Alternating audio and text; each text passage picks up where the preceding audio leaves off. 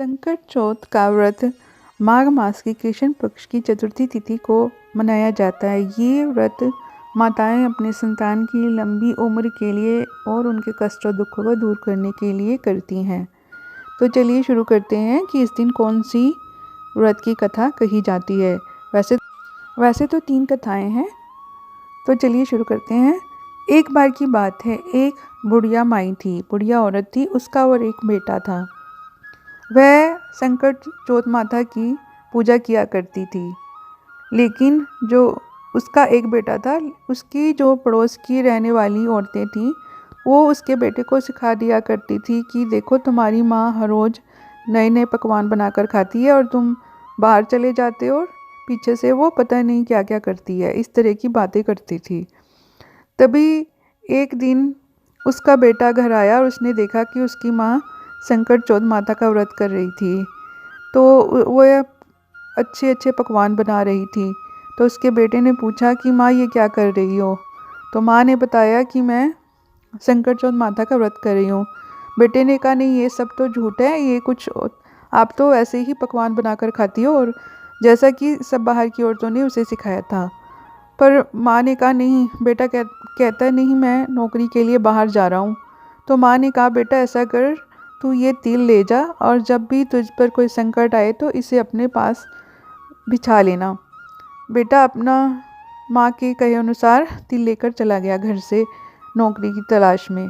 जब बाहर गया तो उसने देखा कि एक गांव में एक घर में कुछ लोग थे जो रो रहे थे। एक औरत थी जो रो रही थी।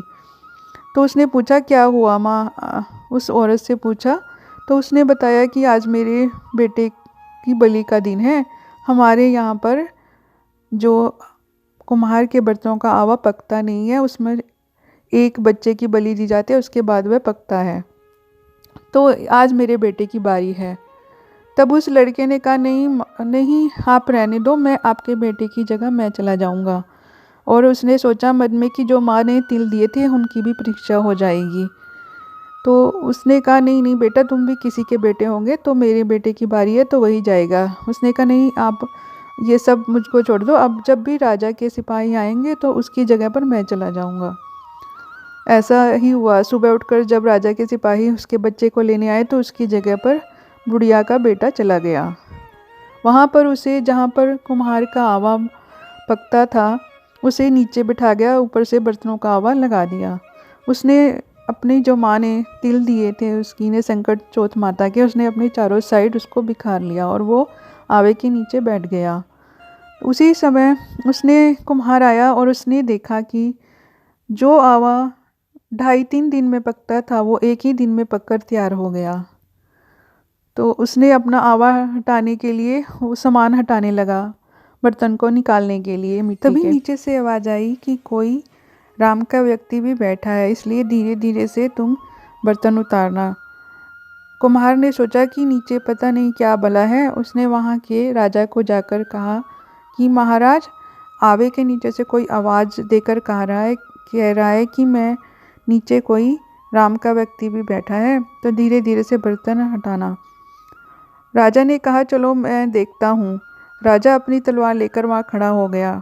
उसने कहा कुम्हार से कि अब तुम बर्तन हटाओ। तो फिर से वही आवाज़ आई कि धीरे धीरे से बर्तन हटाना, नीचे राम का व्यक्ति भी बैठा है।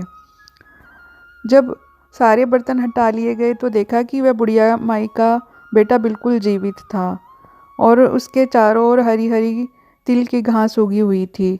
यह देखकर राजा बहुत ही खुश हुआ। राजा ने कहा कि ये क्या वजह है कि जिसकी वजह से तुम जीवित हो? तो उसने अपनी माँ के दिए हुए संकट चौथ के तिलों के बारे में बताया कि इस तरह से मेरी माँ ने तिल दिए थे जो मैंने अपने चारों ओर बिखेर लिए, जिससे कि मैं बच गया, मुझे आँच तक नहीं आई। राजा ने देखा कि संकट चौथ माता का इतना महत्व है, तो उसने अपने पूरे शहर में, पूरे राज्य में यह कहलवा दिया कि सारे राज्य में यह कहलवा दिया कि अब प्रत्येक संकट चौथ वाले दिन संकट चौथ माता की पूजा होगी। और इस तरह से सभी लोग संकट चौथ माता की पूजा करने लगे।